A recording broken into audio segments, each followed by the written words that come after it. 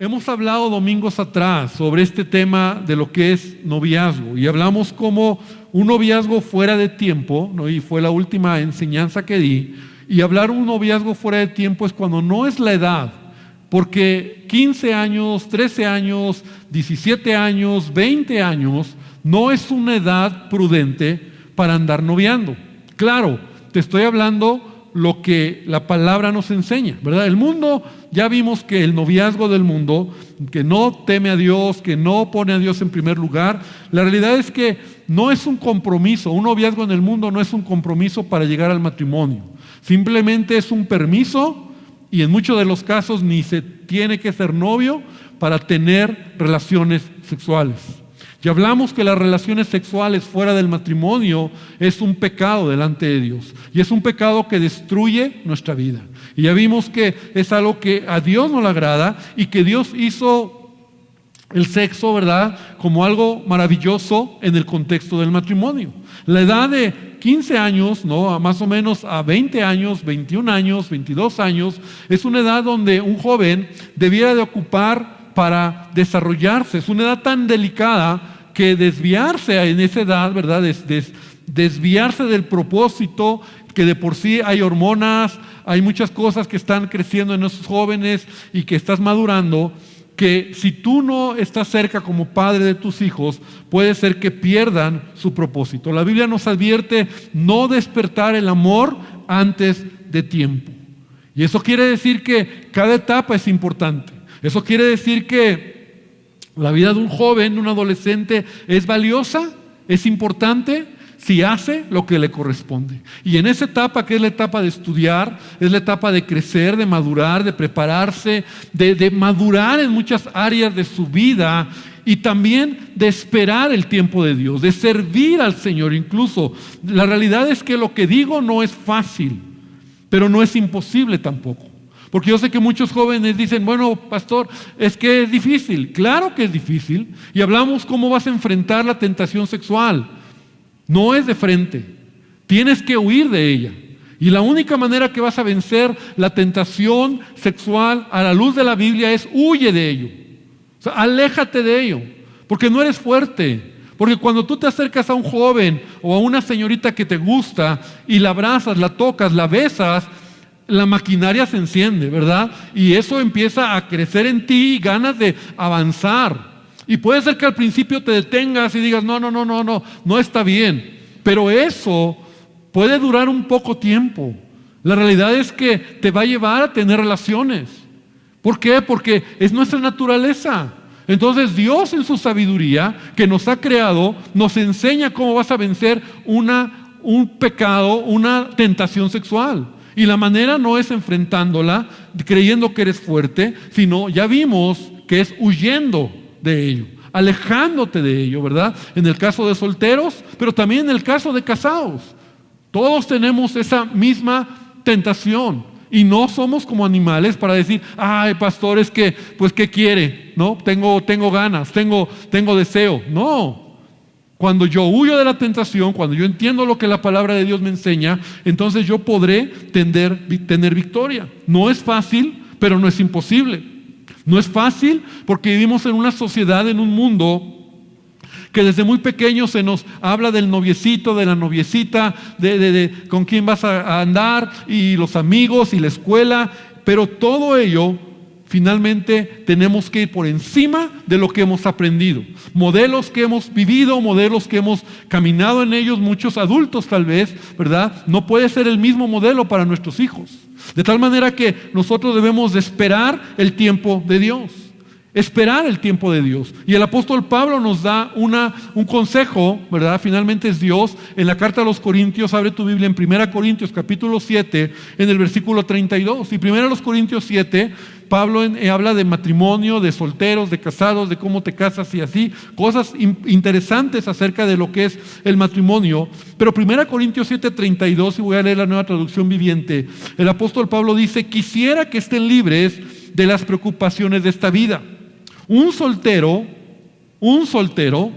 puede invertir su tiempo en hacer la obra del Señor y en pensar cómo agradarlo a Él. ¿Quieres invertir tu tiempo correctamente? ¿Quieres hacer la voluntad de Dios? Yo te digo, sirve a Dios. ¿Y sabes por qué te lo digo? Porque el servicio te da madurez. El servicio forja tu carácter. ¿Sabías que el servicio hace que madures en tu vida? El servicio te ayuda a relacionarte con gente del pueblo de Dios, conocer chicos, chicas, incluso en la iglesia, pero sobre todo te permite esperar, ¿verdad? Estar ocupado, esperar el tiempo. Claro, no solo te hablo de servir a Dios, no te hablo de un llamado, no te hablo de un ministerio, te hablo de, entre otras cosas, estudia, prepárate, trabaja, desarróllate, enfócate, sé un joven que tenga sueños, que tenga metas, desarrolla en este tiempo, esta temporada que es tan corta, porque esta temporada de la adolescencia y la juventud ni es tan larga. Estamos hablando a lo mucho 10 años, si te vas muy largo, de 15 a 25 ya son 10 años, es menos que eso, pero es una etapa tan delicada que si tú lo haces bien, vas a entrar a la etapa del matrimonio, que es la etapa más increíble que Dios quiere que tú vivas de manera correcta. Porque fíjate qué interesante, la etapa del matrimonio es la más larga en tu vida. Hoy mi esposa y yo tenemos 33 años de casados. Ya tengo con ella viviendo más tiempo de mi vida que lo que estuve soltero. Y ha sido increíble. La realidad es que ha sido increíble mi relación con ella. Y yo digo, ¿por qué no la conocí antes, verdad? ¿Por qué? Porque tu vida de matrimonio, cuando lo haces a la manera de Dios, entonces, y en el tiempo de Dios, entonces vas a caminar, como Jesús dijo, ¿verdad? Una vida abundante. Entonces, en lo que llega ese tiempo, Pablo nos da un consejo. El soltero puede invertir su tiempo en servir al Señor, en pensar cómo agradarle a Él. Entonces, nunca pienses que el estar soltero es una pérdida de tiempo. Al contrario, es una inversión si lo entiendes conforme a la palabra de Dios. Si tú sirves al Señor, si tú te involucras en tus propios planes, en tus propias metas, en tu escuela o tal vez en un oficio, en una carrera técnica, a lo mejor no te gusta ir a la escuela, no lo sé, a lo mejor tu papá tiene un negocio, te desarrollas con él, no lo sé, pero es una etapa de madurez, es una etapa de crecimiento, no es el momento para que tú estés ahí pensando, mi noviecito, mi noviecita me quiere, no me quiere, y esos rollos, no es así, ni tienes la madurez. Son momentos, y lo voy a hablar más adelante, donde tienes que sanar muchas cosas. Tienes que estar bien, porque tienes que entrar a la etapa del matrimonio completo, sano. No con rollos como celos, inseguridades, mal genio, mal carácter. Todo eso habla de deficiencias que no trataste en la temporada que te tocaba tratar. Por eso la vida adulta es tan complicada. Por eso el trabajo en la iglesia, y a veces es lo más difícil, ¿verdad? Qué bonito es ministrar el corazón de un niño, porque son tan lindos, tan inocentes, tan receptivos, tan de fe. Pero un adulto, venimos todos chuecos. Pero jóvenes, no tienes por qué vivir lo mismo que vivieron tus padres. Y lo digo con respeto. Tenemos que entender que la palabra es sabia y nos va a ayudar. Ahora, ¿cuándo es el tiempo de Dios, pastor? Porque muchos dicen, sí, pero entonces ¿cuándo me voy a casar? ¿Cuándo voy a encontrar a la persona con la que me voy a casar? No es una edad. No es que te voy a decir a los 25 años, ¿no? 30 años, 22 años. No es una edad. Es cuando tú sabes que estás listo. Y cuando hablo de maduro, no es que ya tienes todo, pero estás preparado para entrar a esa etapa. Es decir, ya físicamente estás listo. Eres un joven responsable. No estás de flojo. Al menos, como muchos sucede, ¿verdad? Te casas y ni trabajas, ni produces, ni eres responsable. Eres un flojonazo. O sea, no. O sea, estás listo. Anímicamente estás listo. Entiendes lo que vas a hacer, el compromiso que vas a asumir. Espiritualmente estás listo. ¿Por qué? Porque amas a Dios, porque a lo mejor tienes claridad en tu llamado, tu servicio a Dios, tu firmeza espiritual.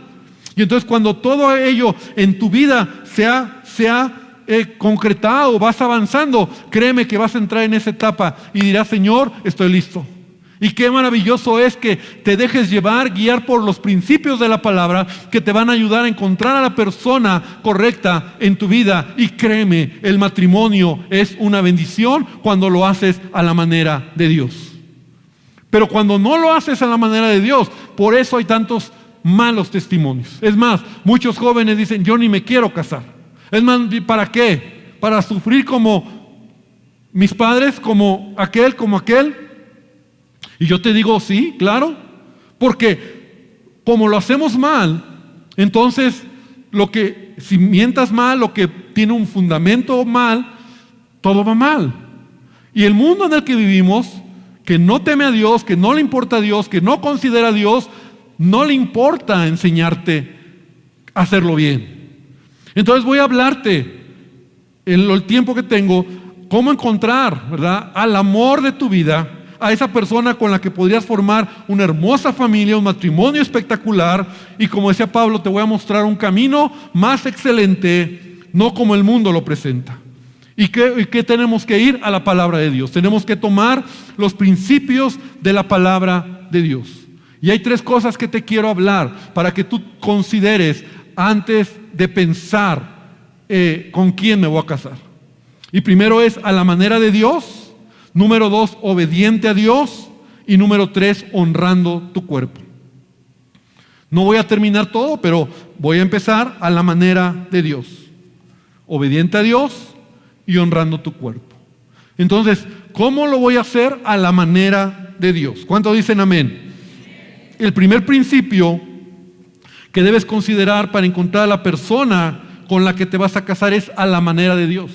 O sea, esa persona debe de tener esa fe que tú tienes. Debe de tener los valores que tú tienes. Debe de ser alguien que tiene temor a Dios. Una persona que realmente es alguien que es cristiano, pues. Que realmente es cristiano, no que se dice cristiano. Aquí quiero enseñarte algo muy importante. Y la palabra que el apóstol Pablo nos da en la segunda carta a los Corintios, en el capítulo número 6. Y yo estoy hablando a cristianos, estoy hablando a aquellos que quieren tomar esta verdad en sus corazones. 2 Corintios 6, versículo 14. Es una escritura que conocemos, pero quiero decirlo antes de leerla. Esto no es una sugerencia, esto no es una opinión, esto no es un punto de vista del apóstol Pablo. Yo lo veo como un mandamiento de Dios al pueblo de Dios. Y dice: no os unáis en yugo desigual con los incrédulos. Ahí de entrada ya está la instrucción. No te unas en yugo desigual con un incrédulo. ¿Por qué? Porque qué comunión, qué compañerismo tiene la justicia con la injusticia. Qué comunión la luz con las tinieblas. ¿Y qué concordia Cristo con Satanás o Belial? ¿O qué parte del creyente con el incrédulo? ¿Y qué acuerdo hay entre el templo de Dios y los ídolos? Entonces vamos a partir de aquí. Pablo está usando un ejemplo que era muy común en la agricultura, pero muy tonto de quien lo hacía.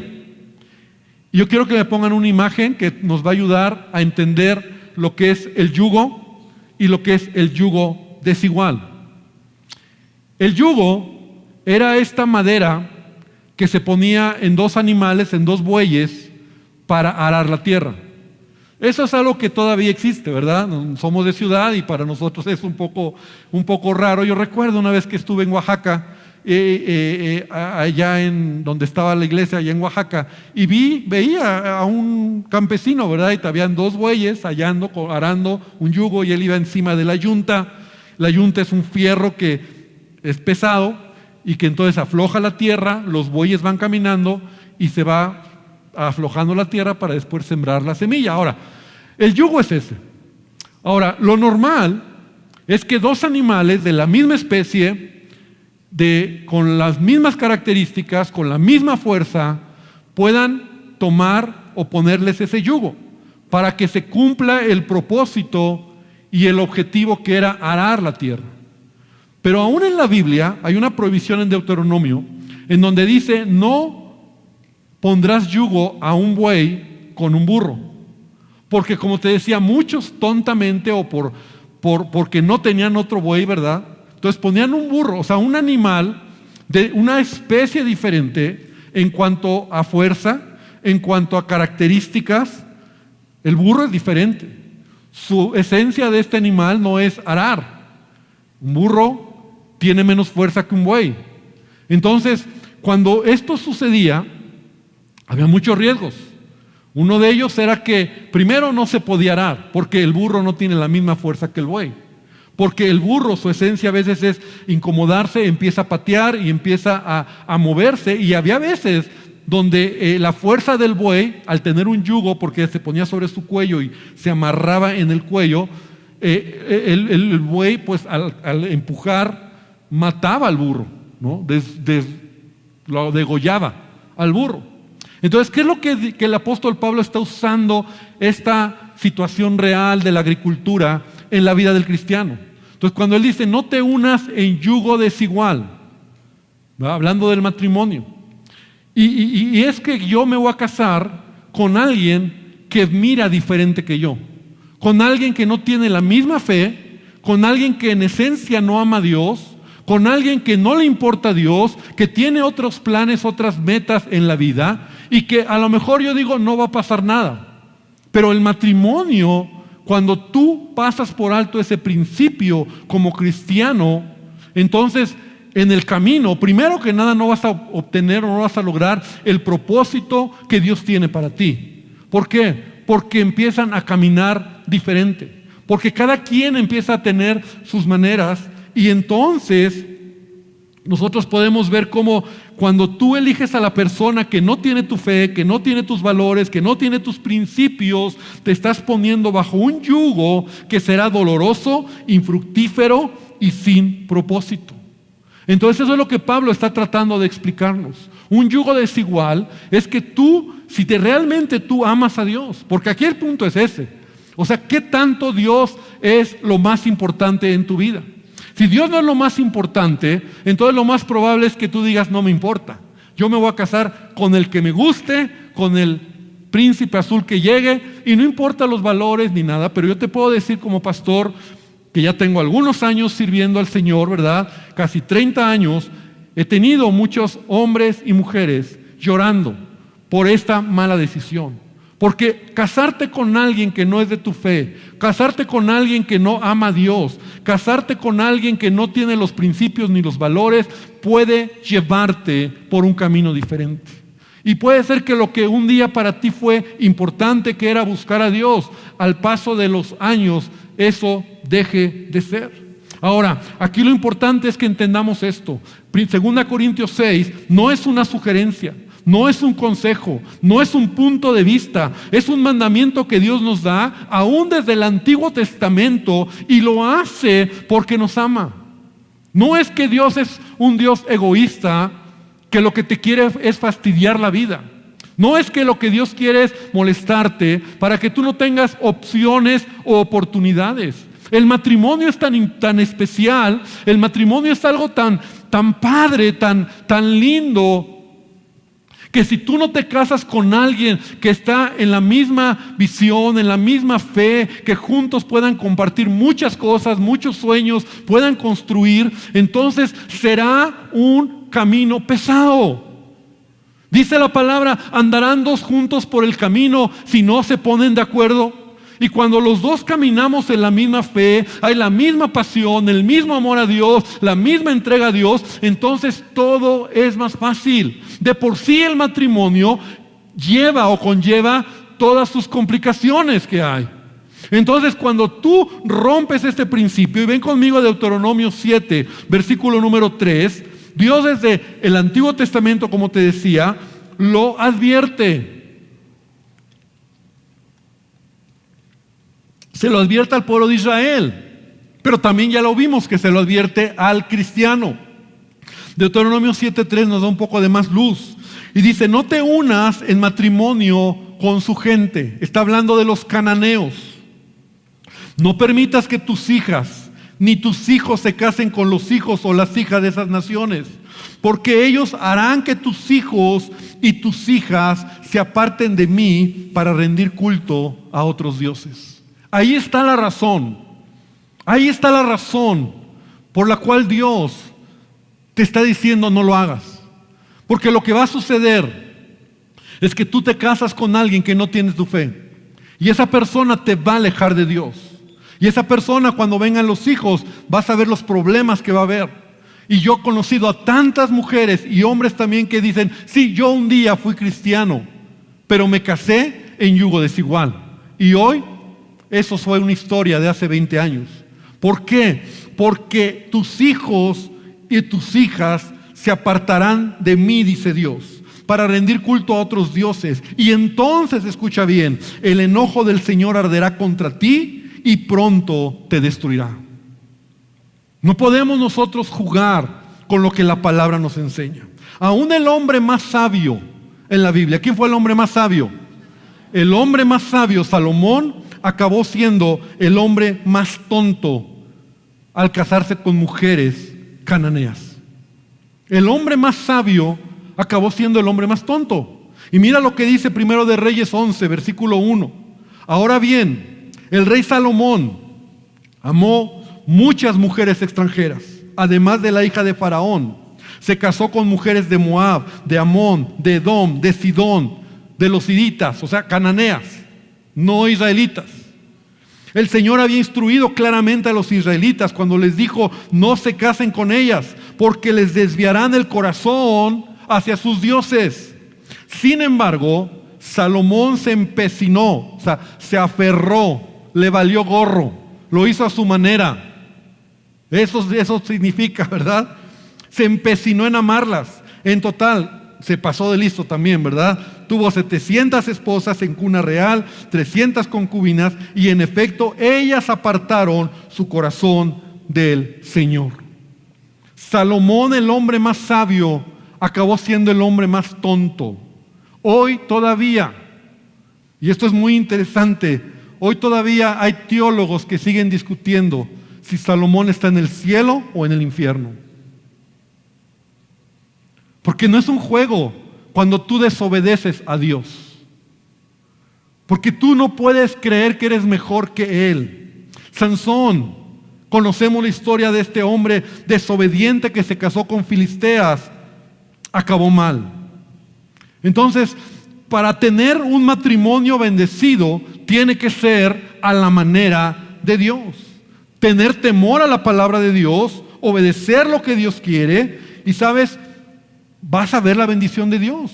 Ahora es importante lo siguiente que te voy a decir. Si es cierto que yo debo de entender por principio que si yo soy un hijo de Dios, un cristiano genuino, ¿verdad? Y quiero obedecer a Dios, yo me voy a casar con alguien que ame a Dios. Pero hay algo que debes saber: tu nivel de entrega y madurez va a definir la persona con la que tú te vas a casar. O sea, tu nivel de entrega, tu nivel de madurez. O sea, tú vas a casarte con alguien que es como tú, en otras palabras. O sea, en otras palabras, lo digo yo de esta manera: los espíritus se conectan, se conocen, se identifican, se juntan, pues. Ya he puesto el ejemplo en otras ocasiones.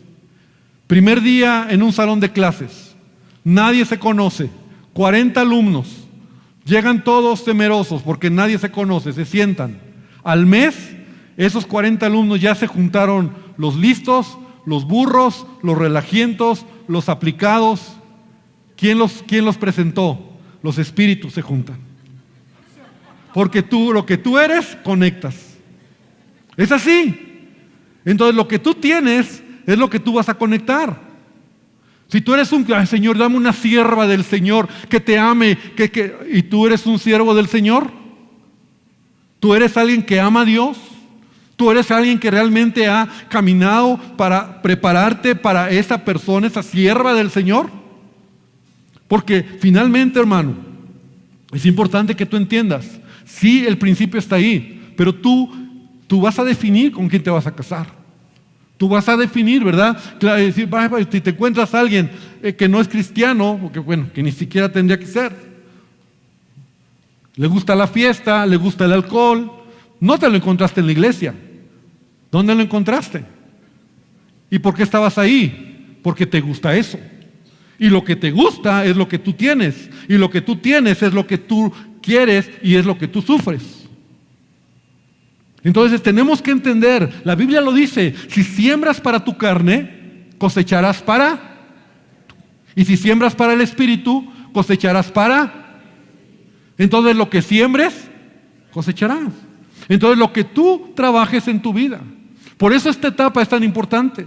Por eso la etapa que te hablo de esperar el tiempo de Dios no es esperar sentado y a ver qué pasa. No. Es una etapa de desarrollarte, de crecer, de madurar, de servir a Dios, de entender que yo quiero casarme con alguien que realmente ame al Señor, que sirva al Señor. O vamos, no te hablo de un ministerio, pero que sea alguien que tenga temor de Dios, que sea alguien que llene tu expectativa, que tenga bonitos sueños como tú, que sea alguien correcto, que sea alguien de buen carácter, que sea alguien que ame a Dios, que sea alguien que es alguien, vamos, alguien que digas, ese es el que yo quiero, pero para ello tú tienes que estar igual. Porque si tú no le echas ganas, no quieras encontrarlo, ¿verdad? Diferente. Entonces, hermano, ese es el punto. En la iglesia nosotros tenemos que entender que sí, a veces nosotros, muchos jóvenes, y esto lo hablo también para mujeres o hombres que están solteros o no tienen una pareja, o sea, por favor, no estés buscando afuera. Ahora, si buscas afuera, me deja ver lo que hay en tu corazón. No te interesa que esa persona ame a Dios. No, es que ella me quiere. No, hermano, no es así. Y a veces yo lo digo, mejor solo que mal acompañado. Mejor solo. Dice Pablo, el solo, el que está soltero, tiene cuidado de las cosas de Dios. La soltería no es tan mala cuando tú entiendes el tiempo, la temporada. Y cuando tú te metes a servir a Dios, a buscar a Dios, a hacer lo que Dios quiere, Dios tiene el control de aquello y Dios te va a dar a la persona correcta. Pero como no llega y como estoy desesperado y como creo que tengo que casarme, pues agarro el último tren, o creo que es el último tren y el último tren resultó ser el peor patán que te podrías imaginar y no lo encontraste aquí, lo encontraste allá afuera y crees que será la persona que te va a dar felicidad cuando tú ni siquiera tienes la madurez para ser feliz porque no eres feliz solo. Entonces muchos jóvenes se justifican a este mandamiento. Y muchos jóvenes dicen, sí, pastor, yo sé, no te unas en yugo desigual. Pero es que, pastor, yo he escuchado tantas justificaciones. Y una de ellas es que, pastor, yo lo voy a convertir. ¿No? ¿Has oído? Yo lo voy a convertir. Bueno, sí viene a la iglesia, pero le estoy predicando, ¿no? Te conviertes en el evangelista tú, ¿no? Yo le estoy predicando, yo lo traigo a la iglesia. Y mira, te voy a decir algo, jovencita o joven, no está bien. Te voy a leer lo que puse. ¿Cómo vas a convertir a alguien a amar a Dios? ¿Cómo vas a convertir a alguien a amar a Dios si tú no le estás dando ejemplo de obediencia a Dios? Debería darte vergüenza decir que amas a Dios, pero desobedeces su palabra. No me digas que vas a convertir a alguien a amar a Dios si tú estás desobedeciendo el mandamiento. Conozco pastores y uno de ellos es el pastor Enrique Bremer y él lo ha dicho públicamente, por eso lo digo, me atrevo a decirlo, que en una ocasión o varias ocasiones en su iglesia llega la jovencita, ay pastor, le presento a mi novio, ¿no? El que es como el burro, ¿no? El yugo desigual, pues. Le presento a mi novio, no es cristiano, pero lo estoy trayendo para que usted ore por él. Y bueno, ahí vamos. Y el pastor le dice al joven, al burro, qué bueno, te voy a decir algo. Si yo fuera tú, yo no haría caso a lo que ella está diciendo de que te acerques a Dios. Porque te voy a decir algo, ella no ama a Dios, ni es obediente a la palabra de Dios, porque la Biblia prohíbe que ella se una en yugo desigual y tú eres un yugo desigual. Así que mi consejo es, si quieres buscar a Dios, búscalo en otro lugar, porque esta chica no te conviene.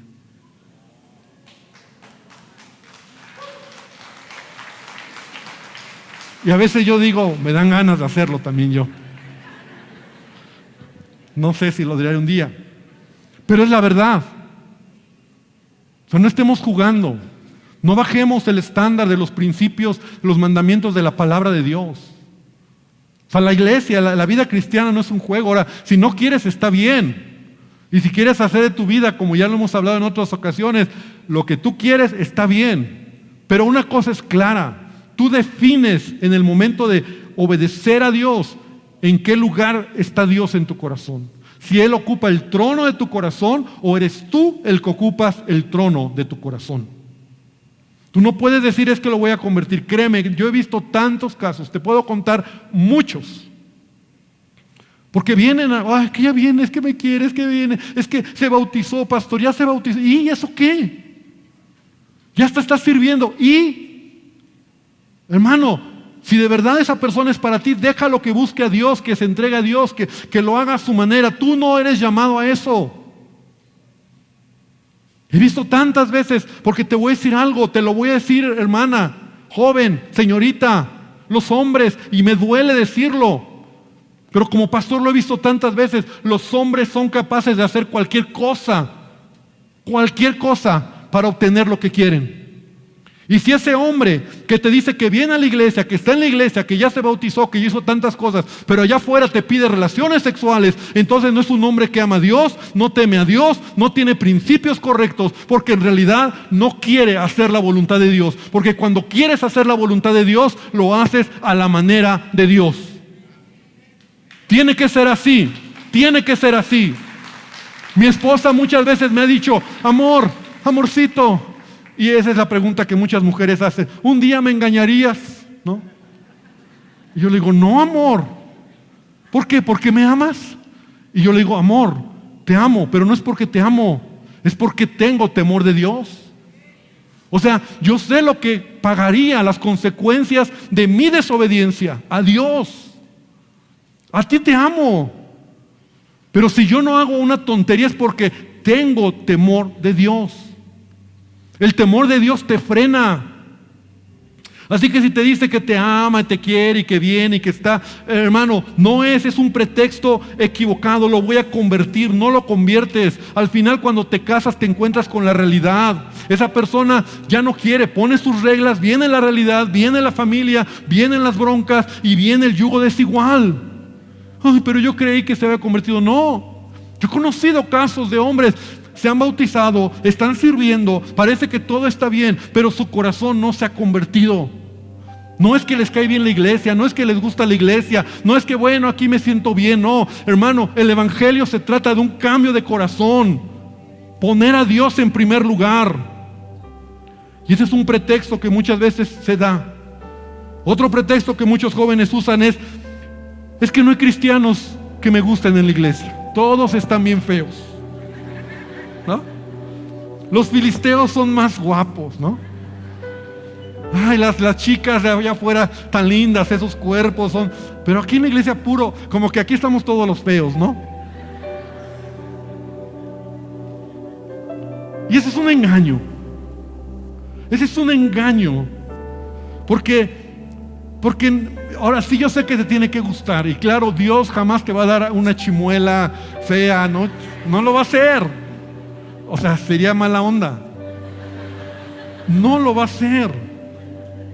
Pero recuerda lo siguiente, joven, no solo te casas con un cuerpo, te casas con un carácter, te casas con una familia, te casas o sea, todo conlleva, mira, el cuerpo cambia, el enamoramiento es bonito, pero luego lo vamos a hablar, pero dura un tiempo, porque luego viene la verdad, la decisión de amar. Y cuando tú te enamoras, no del cuerpo, no solo del físico, no de aquella mujer guau, aquel hombre guau, te enamoras de esa persona, de ese carácter, de esa amiga, de ese amigo que dices, me encanta estar contigo. O sea, esa persona no va a cambiar, esa persona seguirá siendo la misma pasando los años. Te casas con una familia. Y si la familia no ama a Dios, si la familia está en sus rollos, tiene sus pachangas, sus fiestas, su vida lejos de Dios, ahí vas a ir tú, tras un cuerpo bonito. Ahora, jóvenes, no nos hagamos, o sea, eso de que no hay jóvenes o señoritas en la iglesia, hoy en día hay tanto, o sea, hoy más que nunca la iglesia, estamos comunicados, las redes, iglesias, busca, ve, o sea, vamos a ver ese detalle. No es que andes desesperado, ¿verdad? Yendo a todos lados, pero vamos, Dios tiene el control, pues. Yo les he platicado, mira, cuando yo me casé, cuando yo encontré a la que iba a ser mi esposa, que fue Sandra, el grupo de la iglesia donde iba, éramos 40 personas. Una iglesia chiquita, una iglesia pequeña. Los jóvenes éramos como 15 jóvenes. 15 jóvenes, o sea, y ya todos vistos. Y las chicas, pues no, decían ni una. Ya dije, pues ya ni una. Pero un día llegó Sandra a la iglesia. Llegó, Dios la llevó. Dios me trajo a mi esposa. O sea, Dios lo hace. Dios lo hace. O sea, no es un obstáculo que hay. Y yo luego digo, una iglesia, yo hubiera querido estar en una iglesia así tan grande. No, hermano. Y ni es el cuántos, si somos cientos o tantos. Finalmente es que cuando es el tiempo de Dios, a la manera de Dios, y vamos a ir aprendiendo principios a la manera de Dios, en obediencia a Dios y guardando tu cuerpo, Dios te va a bendecir. Y la última pretexto que muchos dicen para casarse: bueno, pastor, no es cristiano, pero tiene buen corazón. Es mejor que muchos cristianos hipócritas, mentirosos que hay en la iglesia. ¿La has oído esa? Bueno, no, pero es que mira cómo me habla de bonito. Pero es que mira, es que tiene valores, no es cristiano. Pero es mejor que cualquier cristiano. Y eso es una justificación. Porque la Biblia dice que el corazón es engañoso. Y cuando justificas un mandamiento para desobedecer, entonces no puedes esperar la bendición de Dios. No puedes. Pretextos puede haber más. Razones para brincar el mandamiento puede haber más. Ahora, yo te quiero ser claro, o sea, tú vas a decidir. No se trata de tu vida eterna. Puede ser que sí, como el caso de Salomón, pero se trata de tu vida, de tu matrimonio. Se trata de tu futuro. Se trata de lo que quieres. Si quieres irte a la prueba y error, o si de verdad estás dispuesto a hacerlo a la manera de Dios. Y a la manera de Dios es entender y esperar el tiempo. Esperar el tiempo. Y no voy a mirar allá afuera, no voy a buscar filisteas. ¿Por qué? Porque no es la manera de Dios. Y yo sé que hay excepciones. Y sé que aquí puede haber excepciones, y conozco excepciones. Pero la excepción no hace la regla. La excepción no hace la regla. Y quiero leerte lo siguiente que saqué de un escrito que estaba estudiando, de lo que estoy hablando, tal cual. Si algún creyente insiste en casarse con su novio o novia no cristiano, hay que hacerle la siguiente pregunta: ¿por qué quieres casarte con él o ella si sabes que de esta forma de actuar no glorifica a Dios, no honra a Cristo, ofende al Espíritu, viola la palabra y constituye un yugo desigual? Invariablemente la respuesta que te dará será algo como: es que no me entiendes. Sé que no es del Señor todavía, pero un día lo será. Pero es una persona realmente maravillosa. Casi es cristiano, pero a veces viene a la iglesia, o a veces me hace sentir tan especial, me dice cosas bonitas, me ama tal como soy, me entiende, nos llevamos tan bien. Y muchas maneras de poder justificar lo que estás haciendo. Se trata de puro egoísmo. En vez de colocar al Señor en primer lugar, tal creyente opta más bien por rendir culto a sus sentimientos personales y subjetivos. Por un lado está la voluntad inmutable de Dios. Por otro lado, la voluntad sentimentalista del creyente, y se escoge conforme a las emociones. ¡Qué tragedia! Y de nuevo digo, ¡qué tragedia! Casarse con un incrédulo es egoísmo sentimentalista. Y aunque hay excepciones, el yugo desigual te hará perder tu propósito, te alejará de Dios, sufrirás cuando nazcan los hijos y no tengas la fuerza ni el valor ni el testimonio de enseñarles el camino de Dios, pues habrás sucumbido a una de las peores decisiones que pudiste haber tomado siendo cristiano. La realidad, hermano, es que tú crees que es cualquier cosa, pero el mandamiento de Dios hacia nosotros es por amor. Es como el padre que te está diciendo: no lo hagas porque te va a ir mal. Ten cuidado, no lo hagas porque te vas a lastimar. Y Él te ama tanto que te está protegiendo. Tú lo puedes ver diferente a lo mejor. Finalmente, tú puedes tomar la decisión. Y yo sé que aquí a lo mejor hay alguien que está en yugo desigual. Y puede ser joven o puede ser ya un hombre o mujer que está en relaciones. Y tú tienes que arrepentirte y pedirle a Dios que te ayude. Porque tú no puedes tener un pie y decir todo está bien. Ahora, como te digo, será tu decisión. Te vas a estrellar. Pero que no pase como el proverbio que dice que al final de tus días te encuentres llorando y digas: ¿por qué no escuché el consejo? ¿Por qué no escuché a los que me reprendían?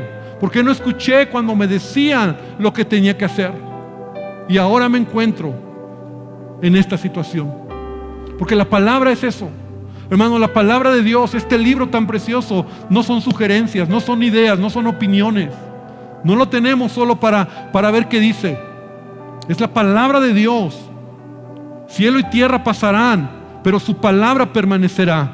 Y la palabra de Dios está para ser obedecida, para creerle a Dios y creer a un Dios que me ama tanto, que me está protegiendo de malas decisiones. Cuando la raíz o cuando el fundamento está mal, entonces todo está mal. Pero te hablo desde un punto de vista de la palabra. Te hablo desde un punto de vista de lo que sí puede ser. De lo que si tú lo cachas, tú puedes decir: yo lo creo. Y yo te lo he dicho, yo lo creí, yo lo escuché, yo lo tomé y lo creí. Y yo le doy gracias a Dios por su misericordia. Pero Dios es un Padre tan bueno que cuando tú le honras, Él te honra. Que cuando tú le amas, Él te bendice. Que cuando tú lo obedeces, Él está ahí. Él guía tus pasos. Porque Él es un Dios bueno. Pero Él no espera que tú hagas tu manera. Porque al final se trata de quién ocupa el trono de tu corazón. Y puede ser que el trono de tu corazón, quien lo está ocupando, eres tú y no Dios. Y cuando Él no ocupa el trono de tu corazón, entonces Él no puede hacer nada. Es algo que tenemos que entender. Entonces, para esperar el tiempo de Dios, debo de entender que es a la manera de Dios.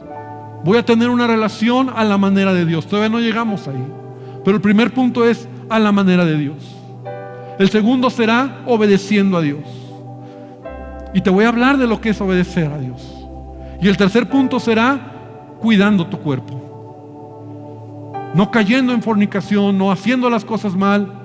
Pero cuando tú caminas en la manera de Dios, en el tiempo de Dios, obedeciendo a Dios, estarás tan seguro que yo lo he visto. Te sorprenderás ver la mano de Dios guiándote en ese camino. Y no te quedará más ganas que decir: Señor, gracias, porque eres bien real. Pero se requiere fe, se requiere obediencia, se requiere decisión. Y se requiere que como iglesia no bajemos el estándar. Y no lo bajemos no porque yo digo, sino porque es lo que la palabra nos enseña. Iglesia, vamos a orar.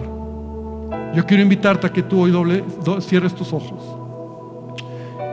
Y yo no sé cuál sea la situación, y a lo mejor tú ya estás casado, a lo mejor tú ya pasaste esto, pero bueno, que sirva para que tú un día puedas tenerlo en tu corazón, para enseñarlo a tus hijos.